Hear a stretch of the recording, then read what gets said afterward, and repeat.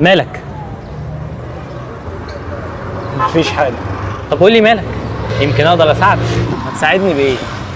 ما أعتقدش إن أنت تقدر تعمل حاجة تساعدني بيها. طب قول لي مالك، انا عاوز اسمعك. أنا قلت لك مفيش حاجة. مفيش شغل، مفيش فلوس، مفيش حب.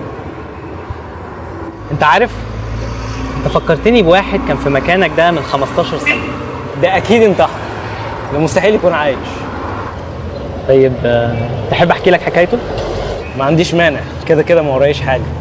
طيب انا هحكيها لك زي ما هو حكاها لي بالظبط.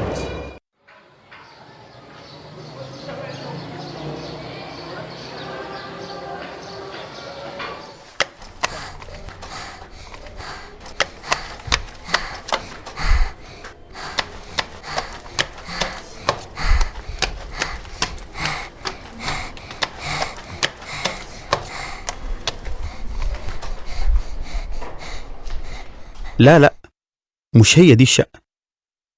أيوة هي دي. ده أنا.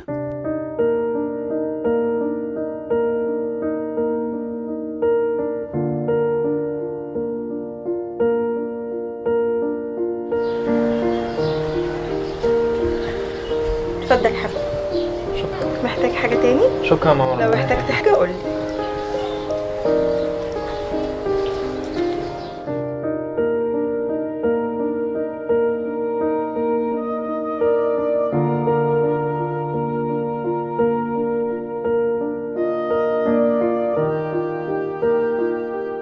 دي بقى ماما، أطيب خلق الله، أكتر حد مستحملنا وتعبان معانا دايما. خلاص بعد اذنك. انا بحاول اجمع لك فلوسك الاسبوع الجاي. زي النهارده هيكون عندك الفلوس. شكرا. باي باي. انا خلاص اتخنقت. خد بس الدواء. مش قادر. خد بس الدواء. معلش زياد لو كان في ايديه حاجة كان شال عنك، انت عارف، بس ربنا هيدبر، ما تقلقش. ده بقى بابا، سندنا في الدنيا، بس من ساعة ما طلع على المعاش وصحته دايما في النازل. بابا هات فلوس اشتري حاجة حلوة. مش وقته خالص، بابا تعبان. مش وقته خالص. سيبيها، ملهاش ذنب في حاجة. حاضر يا حبيبتي. أنا عارف إنهم شايلين هم بكرة، حتى لو مش بيقولولي ولا بيبينولي، بس أنا عارف وحاسس، ويا ريت لو كان في إيدي حاجة أقدر أعملها. بس أنا حيالله طالب في كلية. لا شكرا، كتر خيرك. كل بس.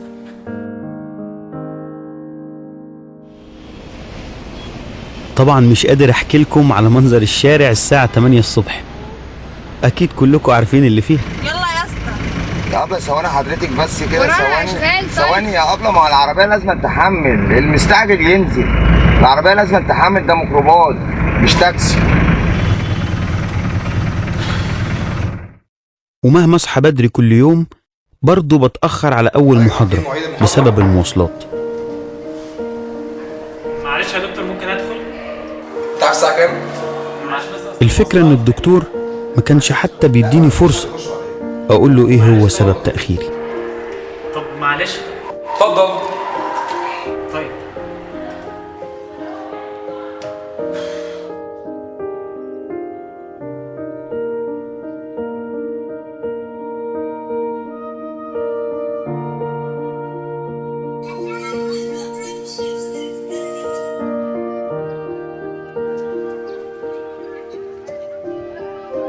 اتفضل يا سيدي. وطبعا كل مرة حضرتك تتأخر والدكتور يزعق وأنا اللي بلبس. أؤمر. عادي. دي سارة، أقرب صاحبة ليا من أول سنة في الجامعة، دايما بتشرح لي وتديني المحاضرات اللي بتفوتني.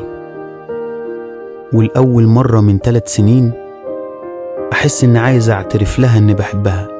زياد يا زياد يا زياد، إيه يا ابني مالك، في إيه؟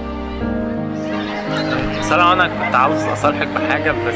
ثانية واحدة، هل ده معناه إن في حاجة أنت مخبيها عليا لغاية دلوقتي؟ اصل حاجتي كبيره قوي. اتفضل. ساره انا بحبك.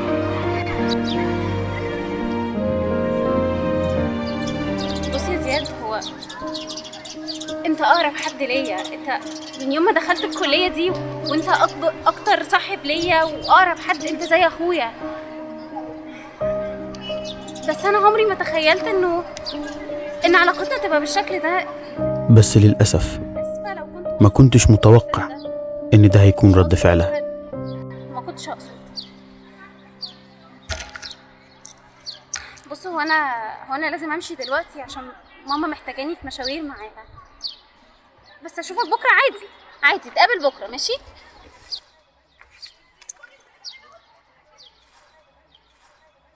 والأول مرة أحس إني وحيد.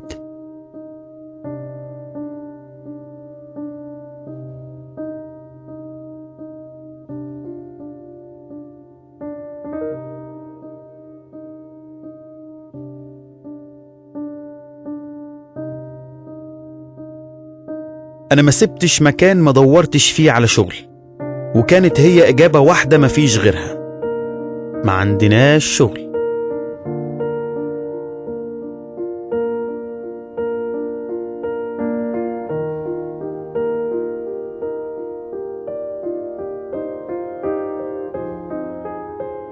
ومن ساعتها وأنا قررت أقفل على نفسي وأركز بس في دراستي، وترجع تاني زي ما كانت دايما هي أهم حاجة في حياتي.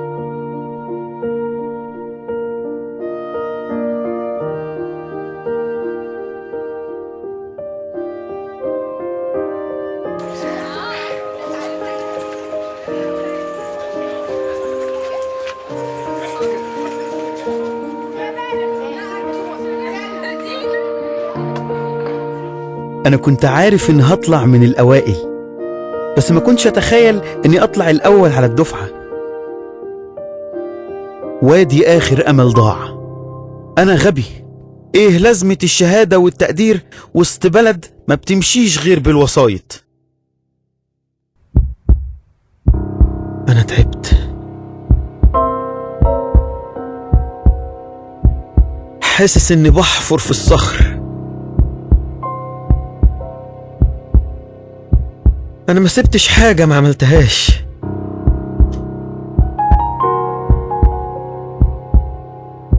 في كل موقف كنت بحس إني بكبر ب10 سنين. حاسس إني بقيت 60 سنة، مش شاب في العشرينات.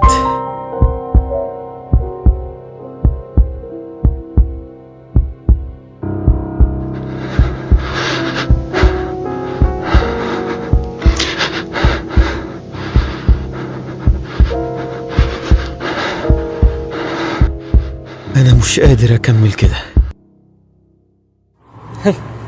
مش قلت لك اكيد انتحر؟ ده استحاله يكون عايش لحد دلوقتي. يا ابني استنى بس لما اكمل لك الحكايه للاخر. اتفضل كمل. لحد ما جه اليوم اللي اتشقلبت فيه حياتي. بعد ما النتيجة ظهرت ب3 شهور كنت قاعد على النت بقلب فيه كالعادة. لقيت موقع الكلية منزل إعلان عن إنه في منحة عمل في شركة كبيرة، وكانوا عايزين ال3 الأوائل اللي في كليتي وكمان في القسم بتاعي. الحقيقة الفرحة والدهشة ما كانوش سايعيني. أصل ده لو كان فيلم هندي ما كانش هيبقى مظبوط كده. زياد حبيبي، ألف مبروك، شرفتني يا حبيبي. مش مصدق إن ممكن أتقبل وأنا يدوب لسه متخرج. بس وأنا واقف بصيت على السي في بتاعي وبتاع اللي حواليا وسرحت. افتكرت كل درس خصوصي كنت بديه جنب دراستي. وانتوا طبعا عارفين قد ايه الأطفال ملايكة. قعدت أحوش كل الفلوس اللي كنت باخدها عشان اخد كورسات واطور من نفسي، واخد كمان الشهادات اللي مالية السي في دي.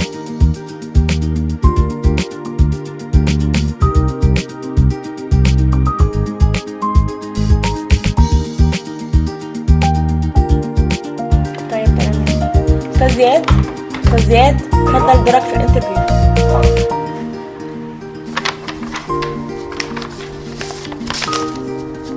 انت ازاي قدرت تعمل الشهادات دي كلها وانت لسه متخرج؟ ما تخيلتش ان فعلا شوية الورق دول هيكونوا سر قبولي للوظيفة.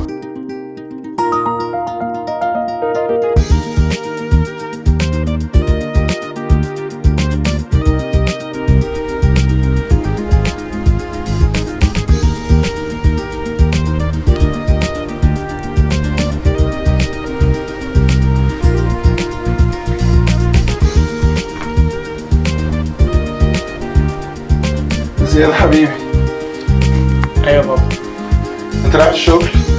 ايوه. محتاج حاجه؟ شكرا يا حبيبي، خلي بالك من نفسك. حاضر، شكرا.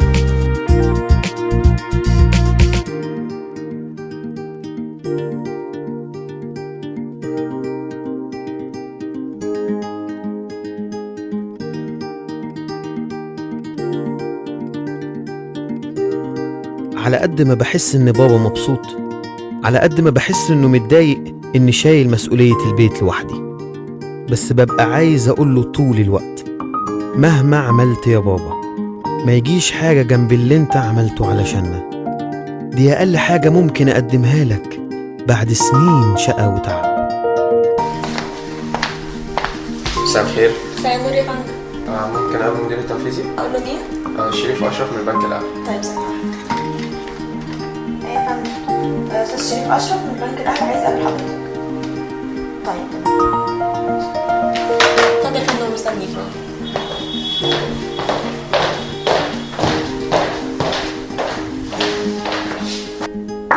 اتفضل.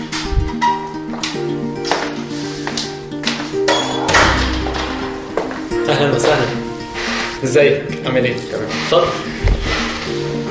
انا شريف اشرف. ولاني كنت بحب شغلي اجتهدت وكنت السبب في اني اوصل الشركة لمستوى تاني، وكنت اسرع واصغر واحد يوصل للمنصب ده.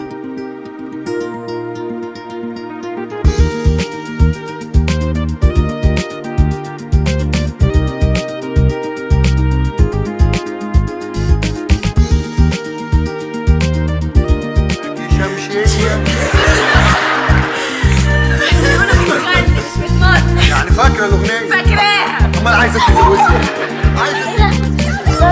خد يا ماما. ماما صح، عايزه افوش الدرس.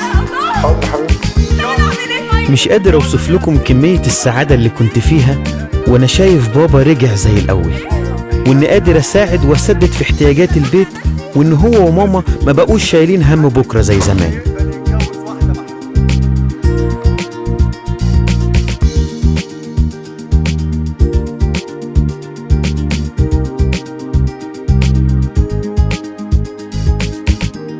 ريم ونادر أحلى حاجة حصلت لي، سبب سعادتي والحافز اللي بيخليني أصحى كل يوم عندي هدف مصر أحققه.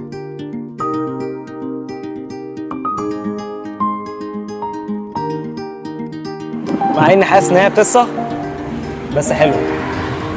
زياد ما كانش قصة، زياد حقيقة. أنا عارف إن الحياة صعبة ومش ورد، وإنك لازم تتعب عشان توصل للي أنت عاوزه، لكن أنت اللي في إيدك تعمل من نفسك واحد عجوز، أو تستخدم قدراتك عشان توصل لكل أحلامك وطموحاتك. تفتكر في امل في حالتي دي؟ طبعا في أمل. شفت يا سيدي الكلام أخدنا أهو، نسيت إن السواق مطلع مستنيني. عامة أنا مبسوط قوي إن أنا اتكلمت معاك. انا كمان ارتحت جدا اني اتكلمت معاك.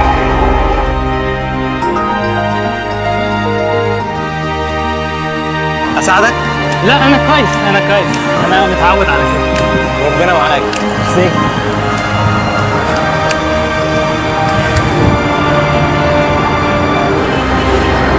اتفضل يا استاذ زياد.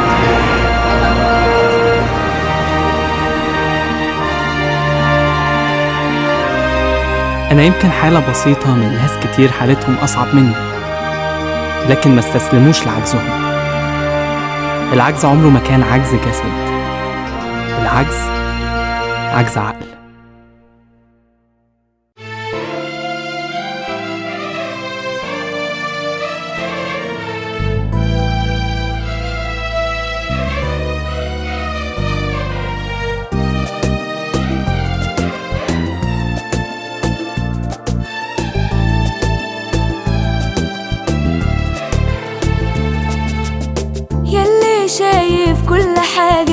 في الحياة دي واقفة ضدك. في ناس كتير كانت محتاجة فرصة واحدة من اللي عندك. قولي مالك ايه في بالك، ليه بتكتر تبريراتك؟ مر كاسك حاني راسك ماشي تبكي على اللي فاتك.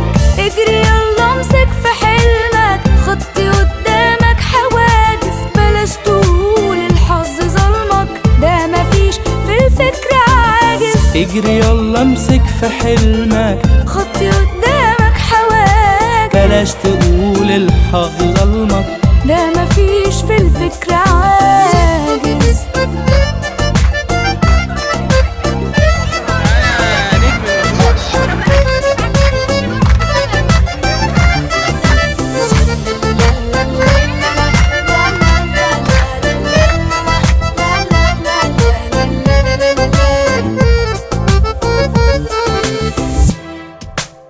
في ظروف صعبة ده جايز، من اللي قال العيشة سهلة، بس لو ناوي وعايز ادي نفسك تاني مولى. ارمي سنك تحت منك، ده الشباب جوه العقول. شد حيلك خط يجيلك، ده اللي بيعافر ينول. اجري يلا امسك في حلمك، خطي قدامك حواجز، بلاش تقول الحظ ظلمك، ده مفيش في الفكرة عاجز. يلا امسك في حلمك، خطي قدامك حواجز، بلاش تقول الحظ ظلمك، ده مفيش في الفكرة عاجز.